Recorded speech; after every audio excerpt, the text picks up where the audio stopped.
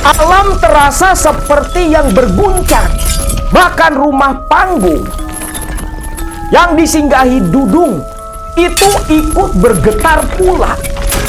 Bahkan raut wajah si Aki Jenggot Bodas yang tadinya begitu ramah mulai berubah seperti yang agak marah. Ada seekor ular yang begitu besar melata ke paha tak berbusana Jajang, lantas melilit lembut tubuh Jajang.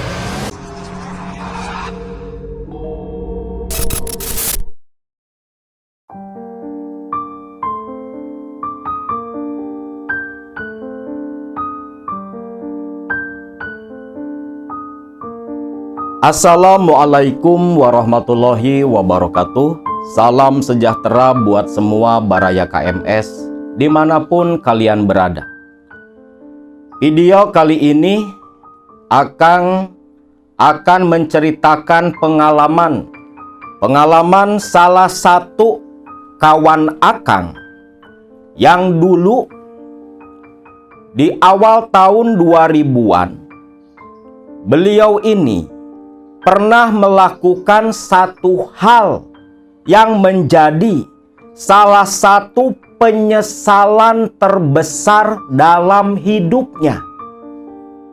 Di mana dulu di tahun 2000-an narasumber Akang ini dia pernah mengantar seseorang, bahkan secara tidak langsung menjerumuskan orang lain menjadi pengabdi setan, penyembah iblis, pelaku pesugihan menikah dengan sosok siluman Ipri. Dudung, salah satu kawan dekat Akang. Beliau ini seorang ayah yang sudah dikaruniai 3 orang anak. Beliau dulu sebelum hijrah di pesantren yang sama dengan Akang pernah menjadi seorang praktisi juga. Dikarenakan Dudung ini titisan atau keturunan dari garis kerajaan Sukapura, Tasikmalaya di masa lalu. Waktu tahun 2000-an, Dudung masih seorang bujangan, di mana pada waktu itu Dudung yang merupakan anak dari seorang praktisi pula, seorang sesepuh di sebuah desa yang bernama Desa Kalisari, baru saja selesai menamatkan mondok di sebuah pesantren di daerah Ciamis. Dudung ini mondok di Ciamis sekitar 4 tahun selepas dia selesai sekolah SMP. Jadi masih usia remaja, seorang pemuda. Pada waktu itu, sepulangnya Dudung dari pesantren, dia tidak seperti para pemuda lain seumurannya yang sering main, nongkrong, layaknya anak-anak muda.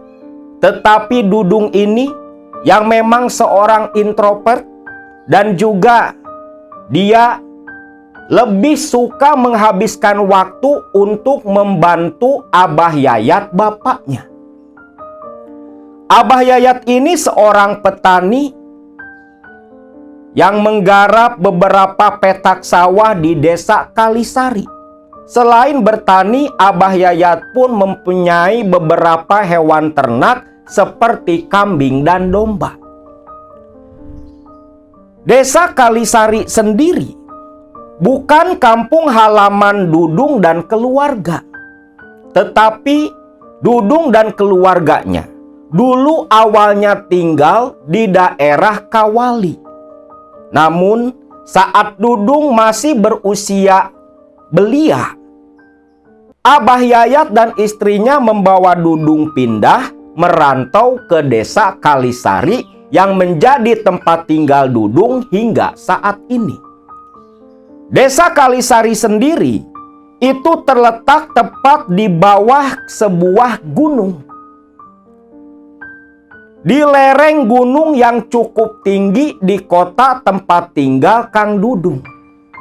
Waktu itu, seperti yang sudah menjadi keseharian aktivitas Dudung, sekitar jam 9 pagi, Dudung ini pergi ngarit untuk domba dan kambing peliharaan bapaknya, sekaligus sambil nyari kayu bakar untuk sang ibu. Waktu itu Dudung pergi ngarit rumput sambil nyari kayu bakar ke sebuah lokasi yang bernama Pasir Pinding. Pasir Pinding ini katanya menurut cerita orang Kalisari, tempat itu dulu begitu dikeramatkan. Bahkan waktu zaman SDSB, Porkas dan sejenisnya, Pasir Pinding sering banyak didatangi orang-orang untuk mencari peruntungan. Awalnya waktu mau berangkat ke Pasir Pinding, Dudung ini sempat ditanyai oleh sang ibu. Waktu itu Dudung lagi bebenah karung dan arit. Ibunya yang sedang mencuci beras, dia pun bertanya, "Dung, mau ngarit kemana kamu?" "Ya ke gunung lah, Mak." "Iya, gunungnya kemana? Soalnya kan ini langit sudah gelap mau hujan, jangan terlalu jauh," ucap sang ibu. "Enggak lah, Bu. Dudung paling ngarit ke daerah Pasir Pinding. Ya walaupun Dudung pertama kali ke sana, tapi kata tetangga, di Pasir Pinding itu rumputnya bagus loh, Bu. Jarang orang yang ngarit ke sana." Bentar. "Kamu bilang tadi mau ke Pasir Pinding?" "Iya, Bu. Emang kenapa?" tanya si Dudung. Terlihat wajah sang ibu seperti yang agak cemas. "Waduh, Dung, baiknya jangan ke Pasir Pinding. Pasir Pinding itu angker loh." "Ya Allah, Bu. Masa ibu percaya sama hal seperti itu?" "Jangan takutlah, Bu. Dudung ini lama loh mondok dulu. Kiai gak pernah tuh ngajarin Dudung takut sama hal seperti itu," ucap si Dudung. "Ih, kamu mah. Ya sudah, hati-hati saja kalau memang kamu mau ngarit ke Pasir Pinding. Ingat, kalau ketemu binatang apapun, terlebih lagi ular, jangan kamu ganggu," ucap sang ibu. Dudung pun hanya tersenyum lantas mencium tangan ibunya lalu pergi menuju ke daerah Pasir Pinding. Sebenarnya lokasi Pasir Pinding dari rumah Dudung itu cukup jauh. Berjalan kaki bisa 1 jam baru tiba ke lokasi. Namun karena menurut tetangganya di sana rumputnya masih utuh, gak ada yang berani ngarit. Walau jarak 1 jam harus ditempuh, bagi Dudung itu bukan masalah. Toh 15 menit kalau rumputnya memang banyak, ngarit udah kelar. Maka pergilah Dudung ke sana. Dudung sudah diarahkan oleh tetangganya beberapa hari lalu, di mana jalan ke Pasir Pinding tinggal mengikuti jalan setapak yang biasa dilalui oleh warga. Hanya saja di tengah hutan nanti, jalan setapak itu bercabang. Cabang ke arah kananlah yang sudah banyak ditumbuhi semak belukar, tempat di mana jalan satu-satunya menuju ke lokasi tempat yang dianggap keramat itu. Singkat cerita, Begitu Dudung tiba di persimpangan jalan setapak di tengah hutan, langit memang terlihat cukup mendung, agak begitu gelap. Terlebih lagi Dudung di tengah hutan sendiri, hawa pun terasa agak berbeda. Bahkan ketika Dudung kembali membuka jalan dari semak belukar yang tebal, bulu kuduk Dudung mulai agak meremang. Aduh, kok hawanya beda, pikir si Dudung. Lah, ini mungkin gara-gara pengaruh mendung. Wajar juga kalau hawanya agak anyep seperti ini. Bismillah aja lah, pikir si Dudung. Singkatnya, tibalah nih Dudung di sebuah lembah. Yang di depan Dudung itu ada dinding batu seperti tebing yang begitu lebat ditumbuhi semak belukar. Tanaman-tanaman merambat begitu tebal. Bahkan ada sebuah pohon kiara yang sudah diselimuti oleh akar-akar rambat yang begitu tebal pula. Menatap ke arah pohon kiara dan tebing batu, Dudung ini sempat merasa ada hal yang berbeda. Hawanya beda, suasananya menyeramkan pula. Tapi Dudung yang 4 tahun mondok sudah agak kenyang oleh didikan kiainya. Berusaha berpikir positif, menghilangkan sugesti-sugesti negatif yang melintas di pikiran Dudung. Di situ juga ada sebuah sungai kecil yang mengalir begitu jernih. Melihat hamparan rumput yang begitu tebal, Dudung pun tersenyum. Bener kata si Mang Hada, di sini rumputnya tebal. Kayaknya gak pernah ada orang yang ngarit ke daerah sini. Lah, mulai sekarang mah ngarit di tempat ini aja, pikir si Dudung. Mulailah Dudung pun ngarit rumput di sana. Selepas selesai ngarit rumput, karung sudah penuh. Dudung pun sekalian mencari kayu bakar di sana. Dapat 1 ikat besar, Dudung yang merasa kelelahan menyimpan tumpukan kayu dan karung, lantas duduk menyandar di sebuah pohon loa. Saking lelahnya, tubuh basah dengan keringat. Dudung yang merasakan semilir angin, hawa dingin, dan langit mendung yang memang belum turun hujan, membuat Dudung merasakan kantuk yang teramat sangat. Sampai akhirnya Dudung pun tertidur begitu lelap. Saat Dudung sedang tertidur inilah, entah jam berapa, Dudung ada yang membangunkan dirinya, menepuk-nepuk ujung kaki telanjang Dudung. "Jang, Ujang, bangun Jang, ini sudah turun hujan, jangan tidur di sini," ucap suara serak yang entah siapa. Dudung pun lantas membuka mata. Terkejut dia. Ada seorang lelaki tua dengan tubuh yang sudah agak membungkuk. Begitu kontras di pandangan Dudung. Orang itu mengenakan pakaian seperti baju kerek atau baju pangsi, memegang sebuah tongkat kayu.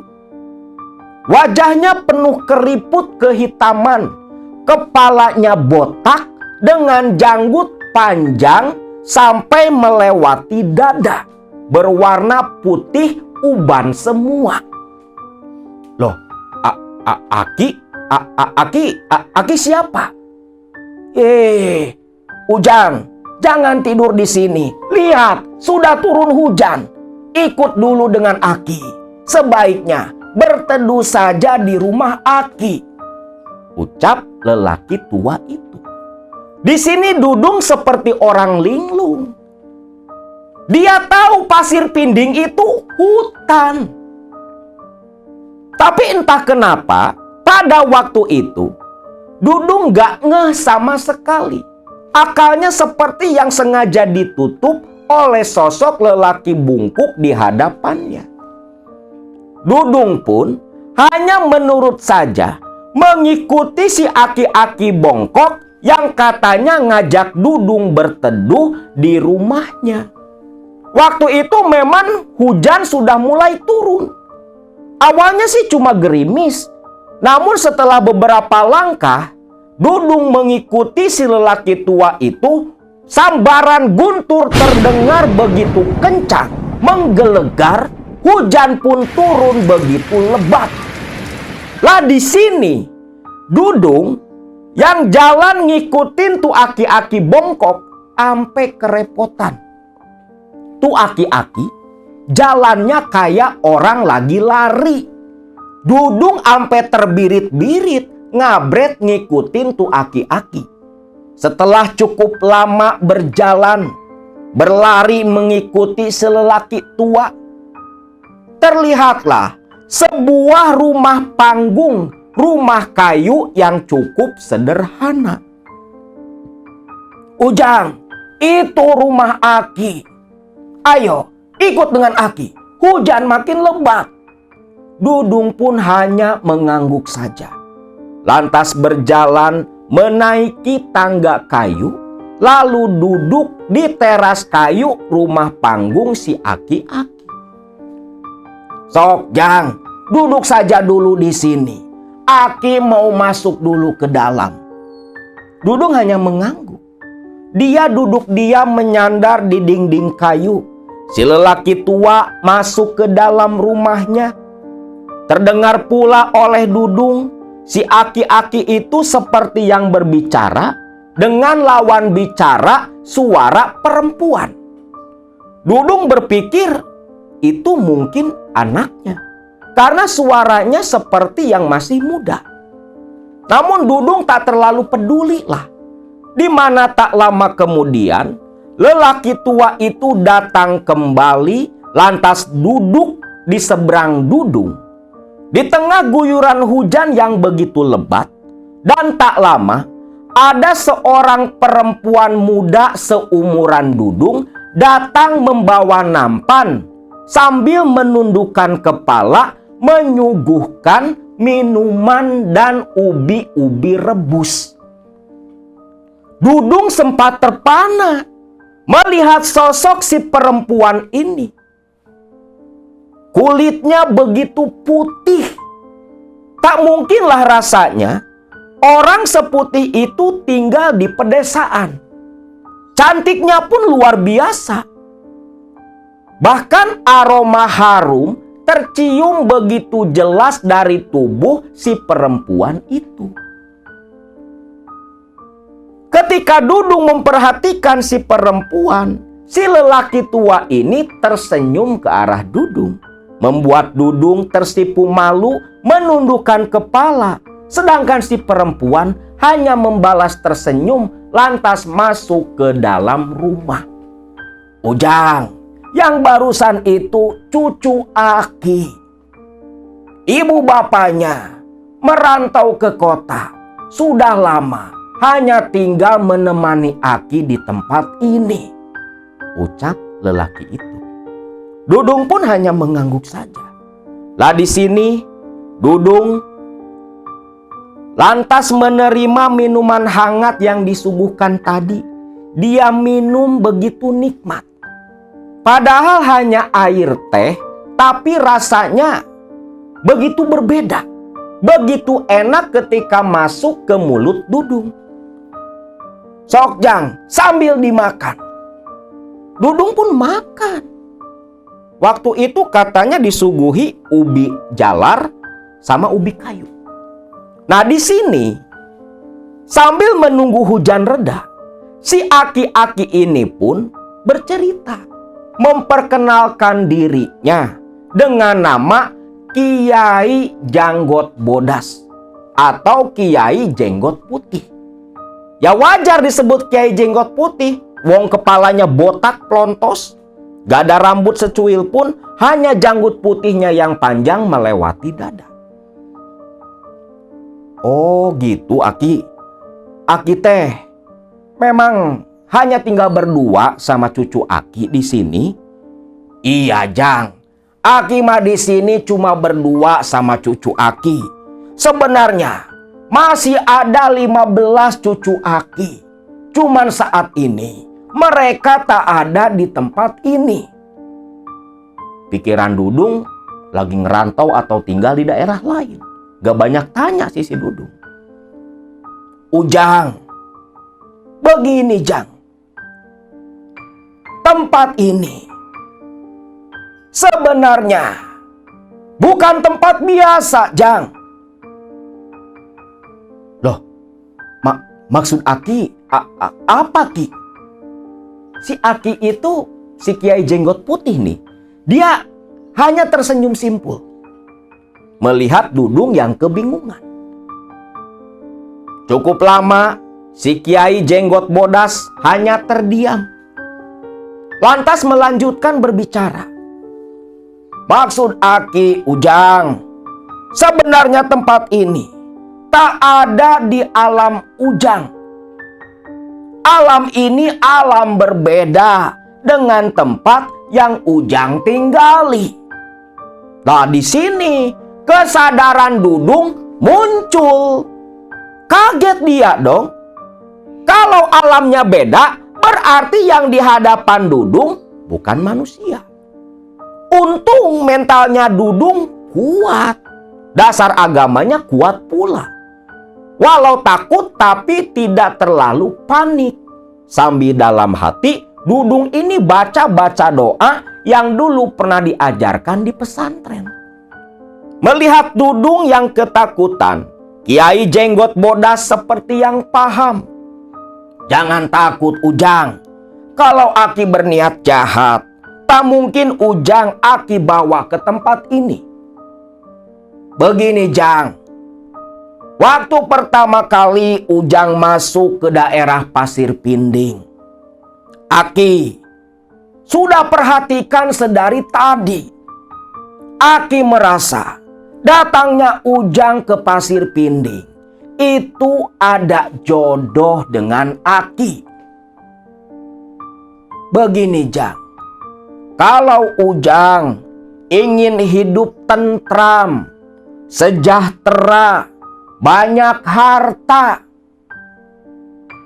jadi orang kaya, luas tanah, luas banda, Aki bisa mengabulkan itu semua Ujang. Syaratnya cuma satu. Ujang harus menikahi salah satu cucu Aki. Ucap si lelaki itu, si Kiai jenggot bodas. Kaget dia. Dudung gak berani bicara. Lisannya tertutup, hatinya terus membaca doa. Itu Jang. Kalau orang lain harus ritual segala macam hanya untuk bertemu dengan Aki. Mesti bawa sajen segala macam pula. Banyak syaratnya. Tapi khusus buat Ujang. Asal Ujang mau. Cucu Aki yang tadi akan Aki nikahkan dengan Ujang. Dan Ujang akan berjaya di dunia. Nah di sini Dudung semakin mempercepat bacaan doa-doa yang dulu diijajahkan kiainya. Merasa belum ada perubahan.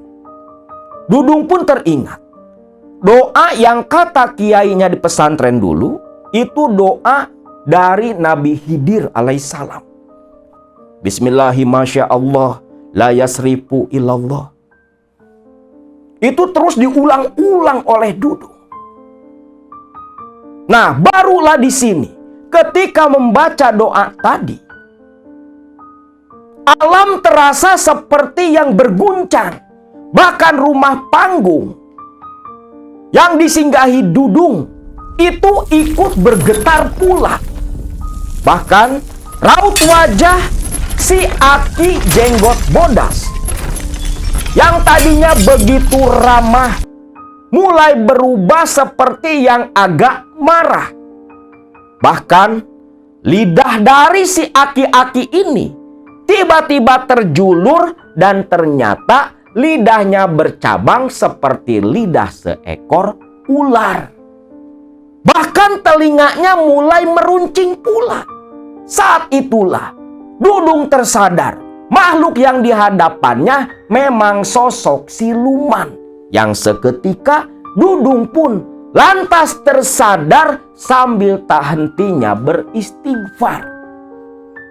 Begitu Dudung tersadar membuka mata, dia masih dalam posisi tidur duduk menyandar di bawah pohon loa. Merasa makin ada yang tak beres. Walau memang hujan betul nyata, Dudung memilih lekas pergi dari Pasir Pinding daripada nanti Dudung ditemui lagi oleh sosok siluman Kiai Jenggot Bodas. Karung berisi rumput langsung dipikul oleh Dudung. Kayu bakar dia biarkan. Dudung pun setengah lari terburu-buru membawa beban rumput yang cukup berat meninggalkan lokasi tempat keramat Pasir Pinding. Namun ketika Dudung kembali ke jalan setapak bercabang, disitulah Dudung sempat berhenti, terdiam, dengan rasa takut yang kembali menjalar dalam hati ketika Dudung melihat seekor ular hitam sebesar pergelangan tangan orang dewasa berdiri menatap ke arah Dudung. Mungkin kalau sekarang kita tahu itu ular king cobra. Kalau dulu kan nggak tahu nama ular seperti itu apa. Taunya orai hideng, ular hitam. Nah, Dudung sampai agak mundur beberapa langkah. Namun, ular itu seperti yang tak berniat menyerang. Dudung menghindar, lantas kembali lari, menembus semak belukar yang tebal, buru-buru pulang ke Kalisari. Singkat cerita, tiba di perkampungan langsung menuju ke rumah. Dudung yang begitu kelelahan lahir dan batinnya. Tiba di samping rumah, karung dia jatuhkan sampai membentur dinding bilik rumah orang tuanya, membuat sang bapak si Abah Yayat terkejut oleh pola anaknya. Dudung pun buru-buru masuk ke dalam rumah sambil berteriak memanggil sang bapak. Dapur Dudung memang masih beralaskan tanah. Jadi dengan tubuh yang basah kuyup pun Dudung tak khawatir dimarahi ibunya. Bapaknya di dalam kamar yang baru selesai sholat asar, mendengar anaknya berteriak, otomatis lari ke dapur pula. Loh, ada apa dong? Pulang-pulang teriak. Kamu juga kok malah hujan-hujanan? Ngarit dari mana kamu? Ah, dari Pasir Pinding, Pak. Hah? Pasir Pinding? Yang bener, Dung. Iya, Pak. Dudung, mau cerita, Pak. Sudah. Bapak paham. Sekarang kamu mandi dulu. Ganti pakaianmu. Dudung pun menurut. Mandi, ganti pakaian. Lantas dipanggil sang bapak ke tengah rumah sambil disuruh makan pula. Selepas selesai makan, Dudung pun ditanyai oleh Abah Yayat. Lah di sini, Dudung pun cerita apa yang dia alami di Pasir Pinding. Mendengar cerita dari sang anak, Abah Yayat pun terkejut. Waduh, Dung. Kamu tahu enggak siapa lelaki berjenggot putih itu? Siapa dia, Pak? Dung, asal kamu tahu, Kiai Jenggot Putih, dia itu Raja Ipri, Raja siluman ular pasir pinding. Untung dong, untung kamu nolak ajakan si aki-aki itu. Kalau tidak, cilaka dong. Cilaka. Murtad kamu nanti dong. Astagfirullahaladzim. Dudung juga sadar, Pak. Gak mungkin Dudung tergoda oleh tawaran siluman itu, Pak. Tapi, kok Bapak bisa tahu dengan sosok Kiai Jenggot Bodas, Pak? Ya tahu, karena dulu sewaktu awal Bapak pindah ke Kalisari, Bapak pernah didatangi oleh sosok si Raja Ipri. Oh gitu, Pak. Terus Dudung harus bagaimana? Ya nggak usah bagaimana. Mulai sekarang jangan sekali-kali lagi kamu datang ke pasir pinding. Kalau mau ngarit, ngarit ke tempat lain, ucap sang bapak. Kecuali kalau bareng sama bapak. Dudung pun mengangguk paham. Lantas, selepas kejadian itu, Dudung memang gak berani menuju ke pasir pinding sendirian. Kecuali diajak oleh Abah Yayat bapaknya. Satu ketika, waktu itu kata si Kang Dudung, sekitar 2-3 bulanan pasca kejadian pertemuan Dudung dengan Kiai Jenggot Bodas. Waktu itu Abah Yayat ngajak Dudung ngarit ke pasir pinding. Dikarenakan sedang kemarau memang agak susah nyari rumput di gunung itu. Dudung pun menurut. Lawong ada bapaknya, dijamin gak bakal kenapa-napa. Namun siapa sangka, ketika untuk yang kedua kalinya Dudung menginjakan kaki ke daerah pasir pinding, Dudung diperlihatkan oleh satu kejadian yang tak bisa Kang Dudung lupakan.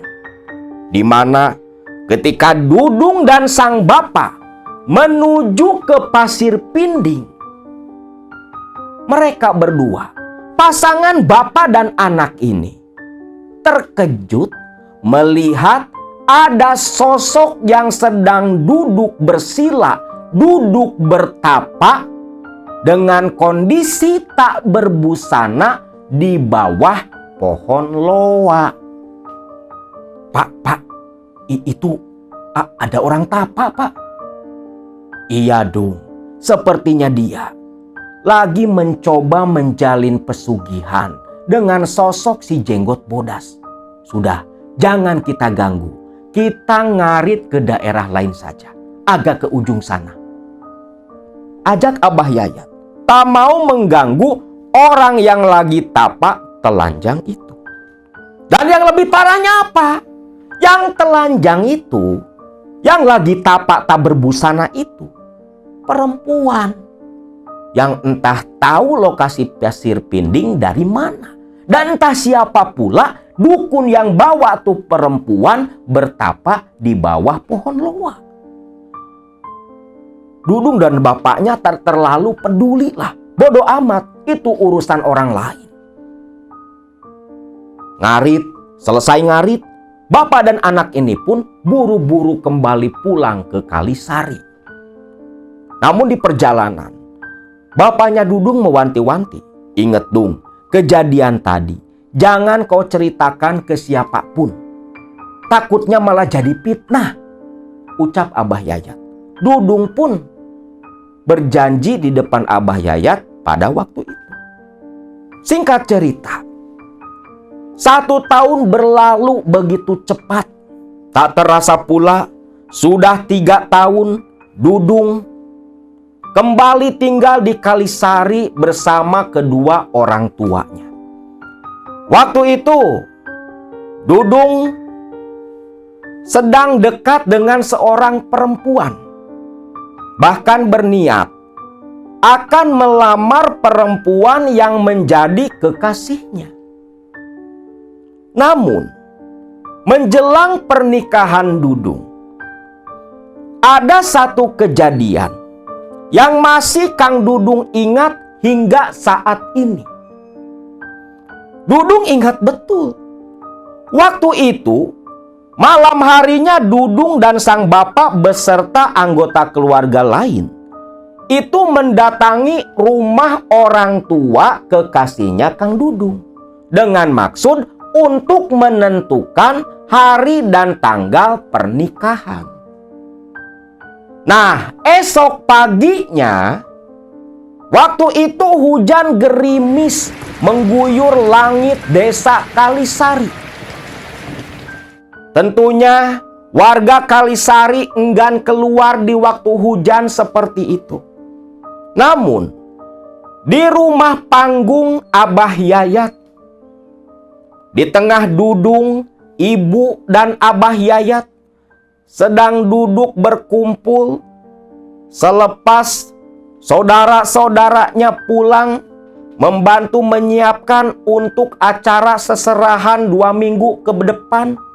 Saat itu, tiba-tiba rumah Abah Yayat kedatangan tamu, 2 orang laki-laki yang tidak dikenali. 2 orang lelaki datang naik motor, berhenti di depan halaman rumah Abah Yayat, lalu beruluk salam memanggil sosok Abah Yayat. Dudung pun disuruh membukakan pintu. Ketika pintu dibuka, kedua orang lelaki itu bertanya tentang rumah Abah Yayat. Maaf, apa benar ini rumahnya Abah Yayat? Iya, ini rumahnya Abah Yayat, rumah bapak saya. Ada apa ya, Kang? Ada perlu, Kang, sama Abah. Oh, sebentar ya. Tak panggilin Abahnya dulu. Duduk aja dulu di sini, ucap Dudung. 2 orang itu pun mengangguk tersenyum lantas duduk di kursi bambu. Dudung sendiri masuk ke dalam, langsung berkata ke bapaknya, "Pak, ada tamu nyariin bapak." "Tamu? Ya sudah, suruh masuk ke dalam." "Iya, Pak," ucap Dudung. Dudung keluar lagi, lalu masuk ke dalam bersama 2 tamu itu. Kedua tamu bersalaman dengan Abah Yayat. Lantas, istri dari Abah Yayat menyuguhkan minuman dan makanan ala kadarnya. Ketika Dudung mau pergi ke dapur meninggalkan sang bapak, itu sempat dicegah dan dilarang. "Dung, jangan pergi, temani bapak di sini." Tapi Pak, udah nurut aja." Iya Pak." Dudung tahu itu pasti yang mau berobat atau mau bertanya ke bapaknya. Bapaknya ini kan praktisi, sering kedatangan tamu seperti itu. Nah, Dudung pun akhirnya ikut duduk di sana. Lantas Abah Yayat mulai menanyai kedua tamunya. Lalu si tamu yang pertama memperkenalkan diri bernama Asep. Yang ketika memperkenalkan diri membuat Abah Yayat dan Kang Dudung kaget. Ternyata Asep itu berasal dari kampung halaman Abah Yayat di Kawali. "Loh, kamu dari Kawali, Jang?" "Iya atuh Abah. Abah mungkin sudah lupa sama saya. Karena dulu waktu Abah pindah ke sini, saya teh masih kecil, Bah." "Sebentar, kamu teh anak siapa?" "Saya teh Asep, Bah, anaknya Mang Eman." "Eman? Eman Embe?" "Nah, itu Bah, Eman Embe. Itu bapak saya." "Astagfirullahaladzim. Ternyata kamu teh anak si Eman. Gimana, bapak sama ibu kamu sehat?" "Alhamdulillah, Bah, sehat." "Nah, terus ini siapa?" "Nah, ini kawan saya juga, Bah. Sebenarnya yang ada perlu sama Abah itu kawan saya ini, Bah." "Oh, orang mana?" "Jang, orang mana kamu, Jang?" "Saya orang Tasik, Bah," ucap kawannya Asep. "Nama kamu siapa, Jang?" "Jajang." "Oh, Jajang. Jadi Jajang ini datang ke sini ada perlu apa?" Tanya Abah Yayat. Ditanya seperti itu, si Jajang malah noleh ke Asep. Asep paham. Begini bah, kawan saya ini 2 minggu lalu dia pergi ziarah ke makam Pasir Baganjing di Sukaraja bah. Ke Pasir Baganjing, ziarah ke sana. Mau ngapain? Tanya si Abah Yayat. Karena di Pasir Baganjing ini, itu salah satu leluhur dari Abah Yayat pun dikebumikan di sana. Jadi makam Pasir Baganjing itu adalah pemakaman raja-raja kerajaan Sukapura di masa lalu. Ditanya seperti itu, Asep pun agak bingung juga mau jawab apa. Jang, sok atuh kamu ngomong sama si Abah. Gak usah takut. Iya Sep, begini bah. Baru beberapa kata ngomong si Jajang, malah nangis dia. Tentunya membuat Dudung dan Abah Yayat kebingungan. Singkatnya, si Jajang ini sambil menangis dia bercerita kalau dia terlilit hutang yang begitu besar. Sampai istrinya kabur meminta cerai. Rumah sudah disita bank. Belum lagi rentenir yang tiap hari datang mencari keberadaan Jajang. Jajang abur-aburan. Tinggal di rumah saudara-saudaranya bergantian. Nah, satu saat Jajang ini menemui orang pintar. Dan si orang pintar ini nyuruh Jajang untuk ziarah nyari petunjuk di makom Pasir Baganjing, daerah Sukaraja, Tasikmalaya. Jajang yang memang gelap pikirannya, buntu pikirannya, gak ada takut-takutnya walau disuruh nginap di kuburan. Dia pergi sendiri ke makom Pasir Baganjing, makom raja-raja Sukapura atau Adipati ketika dulu di bawah Mataram. Nah, ketika 3 malam tinggal di makom Pasir Baganjing, di malam ketiga, malam terakhir, si Jajang tirakat, tapi nggak jelas entah tirakat apa, yang jelas sambil puasa katanya. Dia mimpi didatangi seorang laki-laki yang menyuruh Jajang untuk menemui salah satu keturunannya yang tinggal di daerah Kawali, tepat di desa kampung halaman Abah Yayat. Nah, Jajang ini kebetulan nih, ini semua serba kebetulan. Entah takdir atau kebetulan belaka. Asep, kawannya Jajang, itu tinggal di desa itu. Maka si Jajang ini pagi harinya langsung menemui Asep. Dan Asep tahu dari cerita bapaknya, Mang Eman, kalau Abah Yayat itu masih keturunan dari Sukapura. Makanya diarahkanlah oleh Asep untuk menemui Abah Yayat.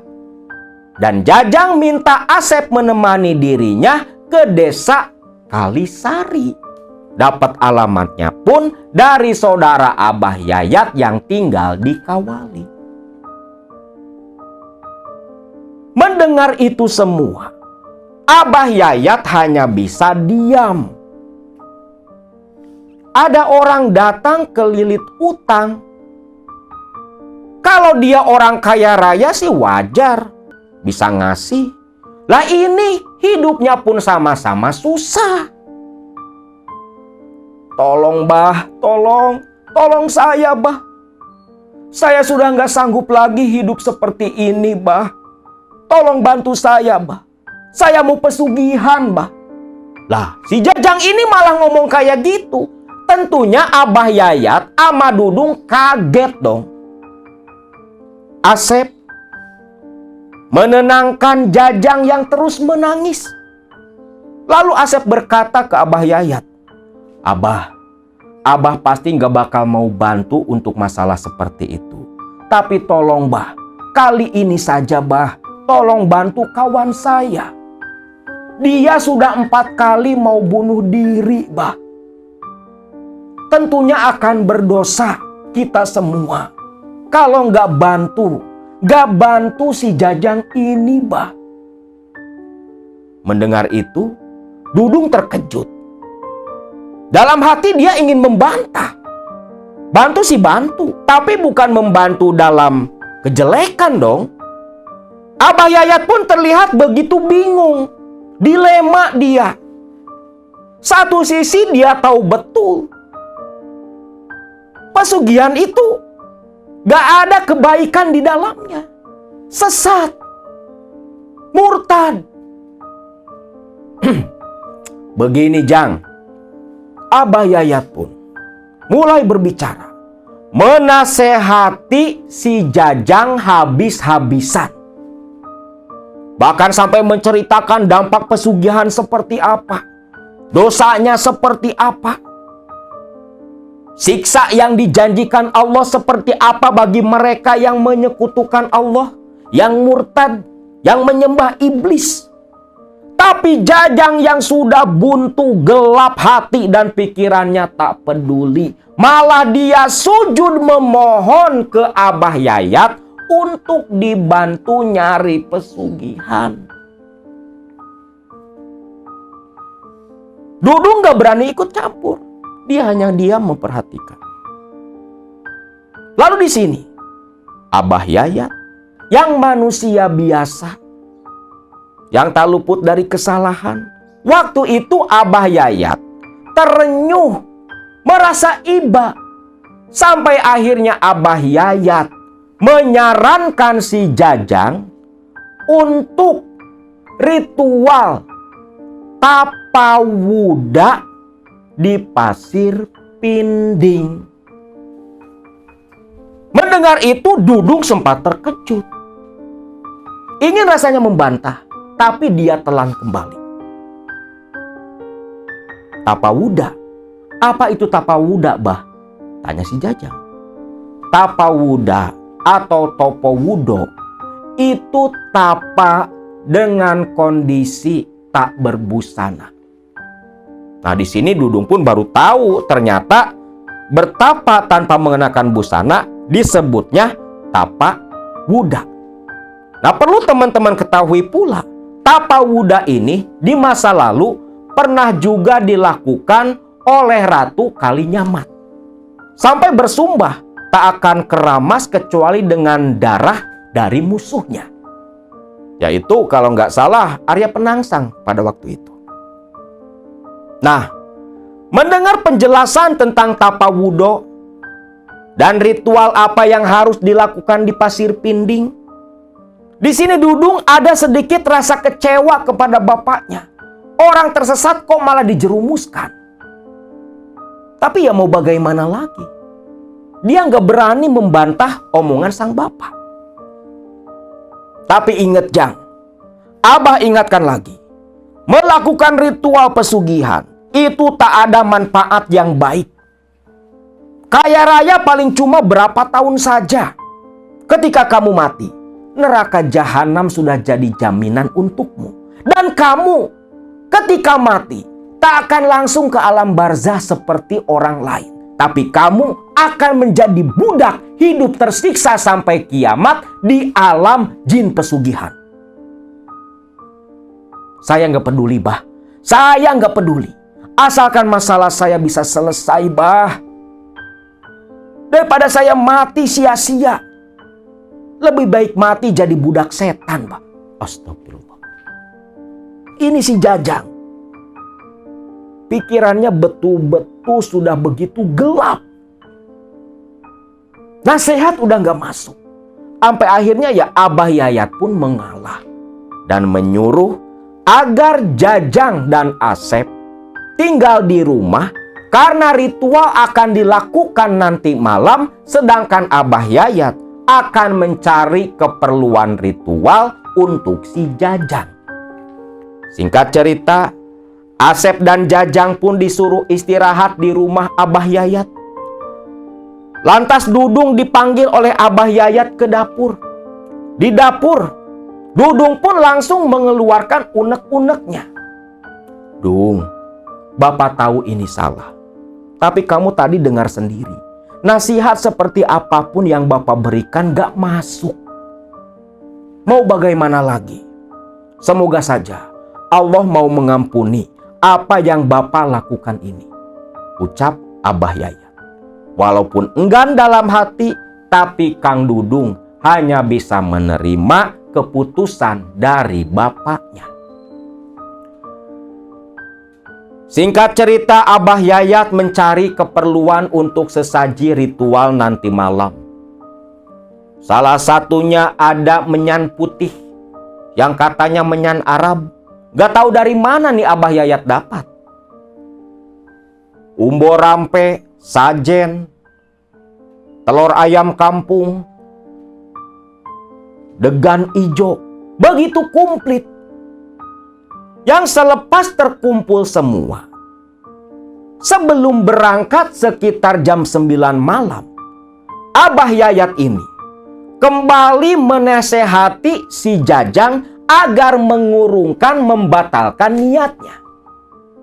Tapi Jajang yang udah bulat tekad, yang udah gelap pikiran, gelap hati, dengan tegas dia siap melanjutkan dengan berbagai resiko yang akan dia tanggung di kemudian hari.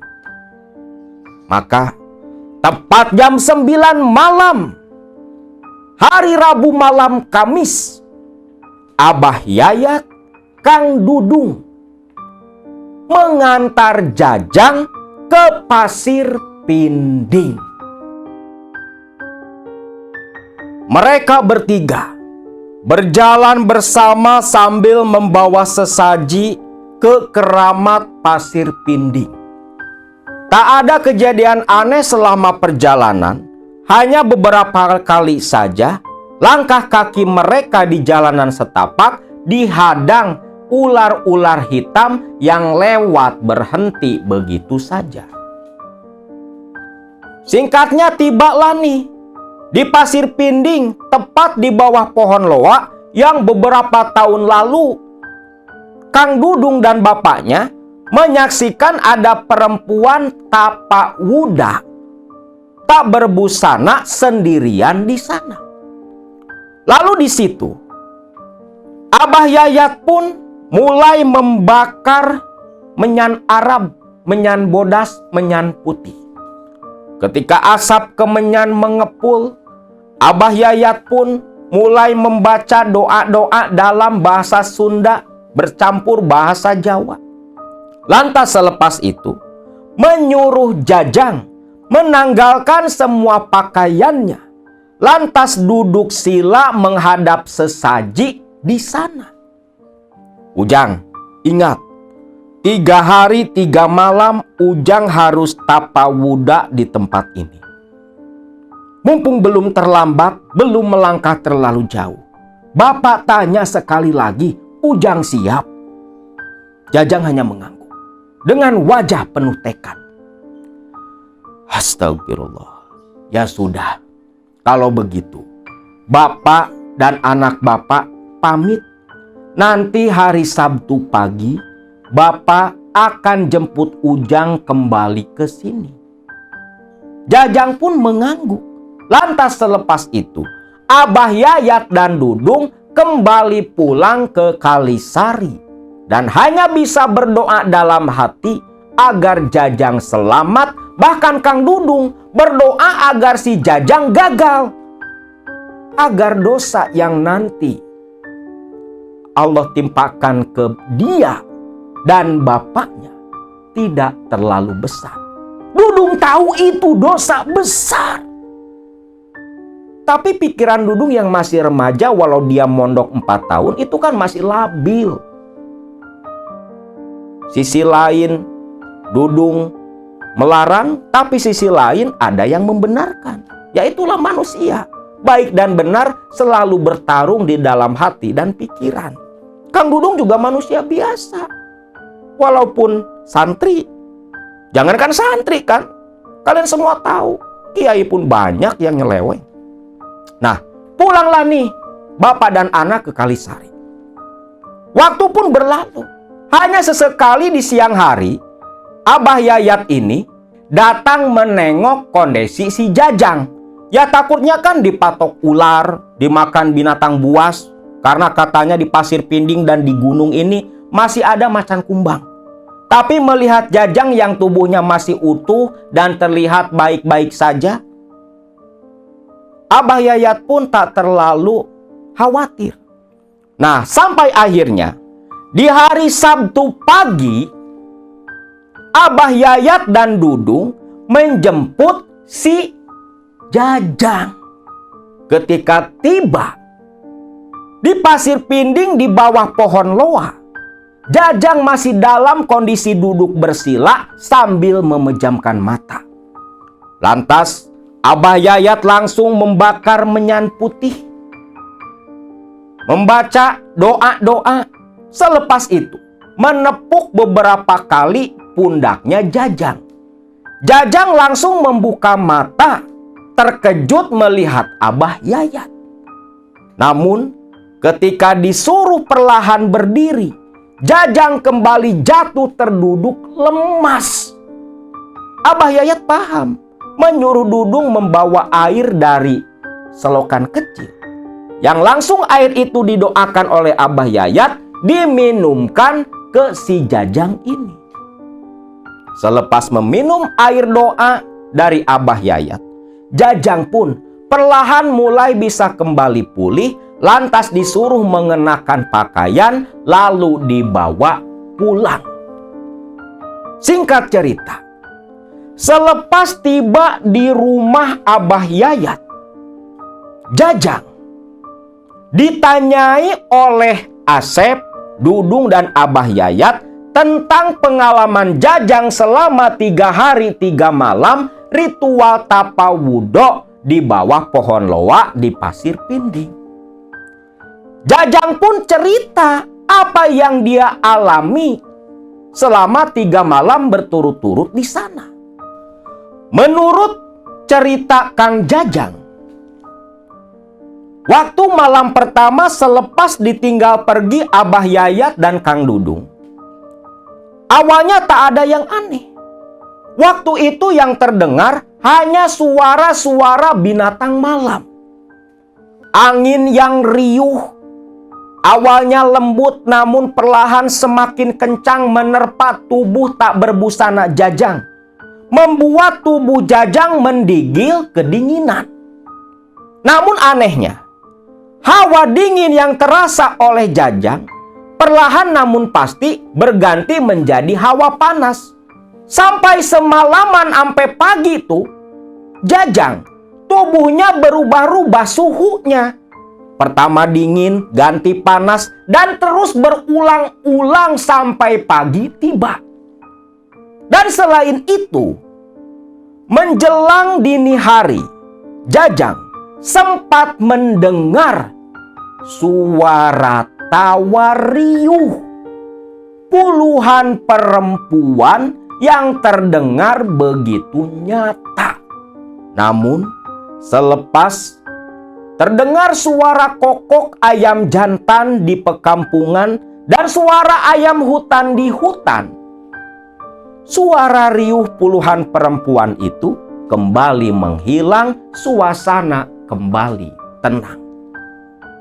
Masuk ke malam kedua, yang dimana menurut Jajang berdasarkan perasaannya selepas waktu Isya, Jajang mendengar suara lolongan anjing yang bersautan begitu ramai.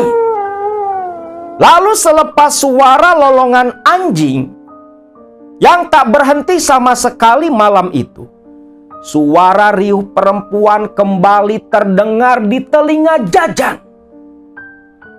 Namun suara riuh perempuan ini bercampur dengan suara krasak-krusuk di semak-semak dan suara desisan ular. Dan yang membuat Jajang ketakutan, ada seekor ular yang begitu besar melata ke paha tak berbusana Jajang, lantas melilit lembut tubuh Jajang. Baunya anyir amis, begitu menyengat. Namun dari desisan itu, desisan si ular yang melilit tubuhnya, Jajang pun mendengar suara perempuan. Lembut di samping telinga kiri Jajang. Lilitan ular itu baru mengendurkan dan melepaskan lilitannya ketika menjelang dini hari. Dan itu satu hal yang hampir membuat Jajang terkencing-kencing saking ketakutan. Di sini Dudung agak heran sebenarnya. Kok bisa 2 hari 2 malam gak pengen kencing, gak pengen berak? Pak, kenapa gak mules, gak pengen kencing ya Pak? Itu kan ada doanya. Doa yang Bapak baca waktu mau ritual. Nah itu. Oh, ucap Kang Dudung. Nah, langsung di malam ketiga nih, malam Sabtu. Malam terakhir. Disinilah malam penentuan berhasil dan tidaknya ritual Jajang.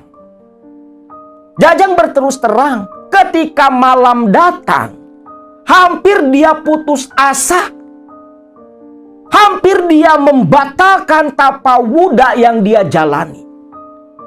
Karena godaan yang datang bertubi-tubi begitu menakutkan. Jajang walau matanya tertutup, tapi dia dipersaksikan, diperlihatkan pemandangan makhluk-makhluk yang begitu menakutkan datang silih berganti menggoda Jajang. Sampai makhluk-makhluk yang beraneka rupa dengan wujud yang menyeramkan semua hilang karena mendengar suara bentakan serak lelaki tua. Dan disitulah Jajang bertemu dengan sosok Kiai Jenggot Bodas, yang dimana Jajang pun dibawa oleh si Kiai Jenggot Bodas, yang kata Jajang dibawa menuju ke pekampungan. Nah, ketika berjalan mengikuti Kiai Jenggot Bodas, si Jajang ini dengar kayak suara gamelan di acara hajatan. Yang ternyata memang ada hajatan di Kampung Bunian, Kampung Siluman. Yang hajatan itu hajatan pernikahan si Jajang sama salah satu cucu dari Kiai Jenggot Bodas yang bernama Nyai Puspahyang. Jadi si Aki Jenggot Bodas ini seperti jemput pengantin buat cucunya. Katanya dinikahkan tuh. Pernikahannya ya kayak di alam manusia. Walhu alam ya, benar dan tidaknya seperti apa. Ya selepas nikah ya kayak pengantin pada umumnya. Malam pengantin sama Nyai Puspahyang. Kata Kang Jajang. Ini cerita dari Kang Dudung ya. Wah enak katanya. Nah, selepas melayani sang istri Nyai Puspahyang, Jajang pun tertidur lelap. Dan saat tertidur lelap itulah Jajang dibangunkan oleh Abah Yayat. Mendengar cerita dari Jajang, Kang Dudung hanya geleng-geleng kepala. Kalau saja dulu dia tergoda oleh tawaran Kiai Jenggot Bodas, mungkin Dudung pun akan mengalami hal serupa seperti yang dialami oleh Jajang. Nah, singkat cerita, selepas itu Jajang pun pamitan pulang dengan si Kang Asep. Kata Jajang, mau langsung menyiapkan apa yang diperintahkan oleh Kiai Jenggot Bodas. Nah, di sini Abah Yayat paham apa maksud si Jajang. Hanya saja Abah Yayat berpesan dan mewanti-wanti Jajang. Ingat Jang, mumpung masih bernapas, masih hidup, tobat, balik. Insya Allah pintu tobat masih terbuka. Namun dinasehati seperti itu pun, si Jajang ini hanya menanggapi dengan senyuman saja. Dan setahu Kang Dudung, selepas kejadian si Jajang waktu itu, bapaknya ini mewanti-wanti Dudung jangan sampai sekali-kali melakukan apa yang dilakukan Abah Yayat. Karena Abah Yayat seumur hidupnya pun baru kali itu melakukan hal terlarang. Bahkan kata Kang Dudung seringkali mendengar bapaknya menangis di tengah malam ketika sholat sunnah. Yang ketika ditanyakan oleh Dudung, bapaknya menangis karena teringat dosa secara tidak langsung sudah menjerumuskan Jajang menjadi penyembah setan. Bahkan kata Kang Dudung, hingga akhir hayatnya Abah Yayat meninggal dunia. Abah Yayat selalu teringat akan dosa besar yang sudah dia lakukan. Bahkan Kang Dudung pun ikut merasa bersalah pula karena dulu tidak sampai ngotot melarang sang bapak. Namun apa daya, nasi sudah menjadi bubur. Itu semua sudah terjadi dan sang bapak meninggal dunia. Waktu berlalu, Dudung tak pernah tahu lagi kabar Jajang seperti apa dan gak mau tahu. Sampai satu ketika, selepas Kang Dudung dikaruniai satu orang anak dari istri yang dia nikahi. Waktu itu Kang Dudung kerjanya gak tetap. Ya walaupun ada pekerjaan tetap sebagai petani, tapi kan gak tiap hari ke kebun, gak tiap hari ke sawah. Nah, Kang Dudung ini seringkali ikut kerja jadi tukang bangunan. Satu saat, Dudung diajak kawan-kawannya kerja ke sebuah kota besar di Jawa Barat. Katanya ada pekerjaan ngerehab rumah milik seorang pengusaha yang kaya raya. Dudung pun berangkat dengan 3 orang kawannya dari Kalisari. Kerjalah nih Kang Dudung di sana dengan teman-temannya. Baru 1 bulan kerja di sana, karena memang ini bukan ngerehab, malah bangun dari nol lagi. Rumahnya pun mewah. Kalian bisa menebak lah.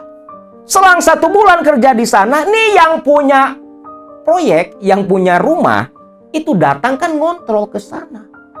Dan begitu Dudung yang lagi ngaduk semen melihat mobil mewah berhenti, si pengemudi turun, mandornya langsung datang menghadap. Dudung pun terkejut karena lelaki perlente yang turun dari mobil mewah itu begitu Dudung kenali, yang tak lain adalah Jajang. Jajang pun tak sengaja melihat ke arah Dudung. Sontak Jajang teriak manggil Dudung. Dudung yang tadinya mau ngumpet terpaksa nyamperin ke si Jajang. Di sini Jajang dengan pakaian perlentenya tak segan-segan memeluk Dudung yang belepotan pasir dan semen. Dudung sempat menolak, tapi Jajang memaksa. Tentunya teman-temannya Dudung, tukang-tukang yang lain, bahkan mandornya pun kaget. Dudung diperlakukan begitu hormat oleh si pemilik rumah. Lalu sore harinya, selepas selesai bekerja, Jajang datang lagi ke sana menjemput Dudung, dibawa ke sebuah restoran untuk sekedar ngobrol bercerita. Dan disinilah Dudung tahu kalau ternyata dulu Selepas Jajang pulang dari Kalisari, itu langsung ngontrak sebuah rumah katanya. Ngontrak rumah dan salah satu kamarnya dijadikan tempat khusus untuk bertemu dengan Nyai Puspahyang, anak dari Kiai Jenggot Putih, Raja Ipri dari Keramat Pasir Pinding. Dan setiap kali selesai melayani sang istri, selalu pergi dengan meninggalkan harta seperti emas ataupun lembaran-lembaran uang. Dan dari situlah si Jajang yang dulu hampir bunuh diri beberapa kali karena terlilit hutang, sampai istrinya kabur minta cerai, kembali pulih kehidupannya, bahkan menjadi seorang pengusaha yang cukup kaya raya. Bahkan Jajang mengaku hingga waktu itu ketemu dengan Dudung, Jajang masih menjalani pernikahan dengan Nyai Puspahyang, walau dia punya 3 istri pula dari bangsa manusia. Dudung sempat menasehati Jajang untuk berhenti, namun Jajang menolak dengan halus sambil tersenyum. Bahkan Jajang menawari Dudung, menawari modal, uang, berapapun yang Dudung inginkan. Asal Dudung mau bicara, mau mengatakan saja berapa. Tapi Dudung menolak karena tahu uang itu hasil dari pesugihan. Nah, jam 10 malam Dudung pun diantarkan kembali ke rumah yang sedang direnovasi. Karena kan tidurnya di sana. Nah, selepas Dudung diantarkan pulang oleh si Jajang, Jajang ini sempat memberikan uang 1 juta waktu itu. Terpaksa Dudung terima. Selepas uang diterima, Jajang pamitan. Uang itu oleh Dudung dikeluarkan 2,5%. Dia nyari masjid, dia masukkan ke kotak amal. Biar apa? Biar aman tuh duit. Karena hak orang lainnya sudah dikeluarkan. Dan Jajang bilang itu hasil dari usahanya, bukan pemberian dari Puspahyang. Ya walaupun sumbernya dari sana pula. Dan memang kalau mau aman duit dari pelaku pesugihan, itu 2,5% keluarkan dulu. Sisanya baru ambil, insya Allah aman. Tapi ya alangkah lebih baiknya semuanya sodakokan saja. Selepas Dudung mengetahui kalau rumah itu milik Jajang, dan tahu betul gaji yang dia dapat sumbernya dari mana, Dudung pun memutuskan pulang ke Kalisari. Teman-temannya sama mandornya sampai bertanya-tanya, ngapain pulang? Bukannya yang punya rumah itu kenalannya Dudung. Tapi Dudung gak banyak bicara. Kekeh pengen pulang ke Kalisari. Si mandor dan kawan-kawannya pun tak bisa berbuat apa-apa. Hanya saja Dudung berpesan kalau Jajang menanyakan, bilang saja ada keperluan penting di Kalisari. Dan semenjak itu Dudung pun pulang ke Kalisari. Sempat memang beberapa kali Jajang datang ke Kalisari menengok Dudung, sambil beberapa kali menawari modal, bahkan mau ngerehab rumah Dudung. Tapi Dudung tolak mentah-mentah itu semua. Dan semenjak itu pula, semenjak ditolak mentah-mentah oleh Dudung, Jajang tak pernah lagi datang menyambangi Dudung. Dan hingga saat ini, Dudung tak tahu apa dan seperti apa kabar si Jajang, masih hidup atau sudah meninggal dunia. Dudung tak tahu sama sekali.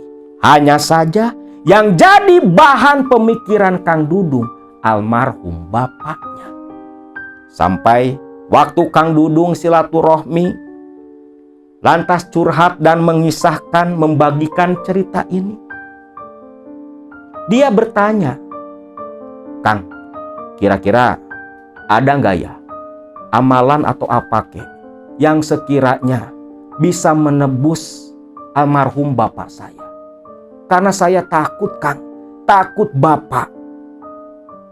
Karena kejadian di masa lalu yang jadi perantara terjerumusnya si Jajang. Mendapat siksa yang begitu berat, Kang. Ucap si Kang Dudung. Akang tersenyum, paham apa maksud Kang Dudung. Ada, Kang Dudung. Ada satu amalan yang bisa membantu. Bahkan bisa menebus dan mengangkat seseorang yang sudah mendapatkan siksa neraka. Amalan apa, Kang? Akang tersenyum dan menjawab, zikir fida. Zikir fida. Apa itu zikir fida? Perlu teman-teman ketahui. Zikir fida. Fida itu artinya penebusan. Ada juga yang bilang zikir atakoh atau zikir memerdekakan. Itu semua berdasarkan hadis dari Rasulullah SAW yang diriwayatkan dari Siti Aisyah radhiyallahu an. Ia berkata, Rasulullah SAW bersabda, barang siapa yang membaca la ilaha illallah sebanyak 71.000, maka berarti ia menebus siksaan dengan bacaan tersebut dari Allah Azza wa Jalla, dan begitu juga hal ini bisa dilakukan untuk orang lain. Al-Hadis. Nah, itulah dasar dari zikir fida atau zikir penebusan atau zikir atakoh.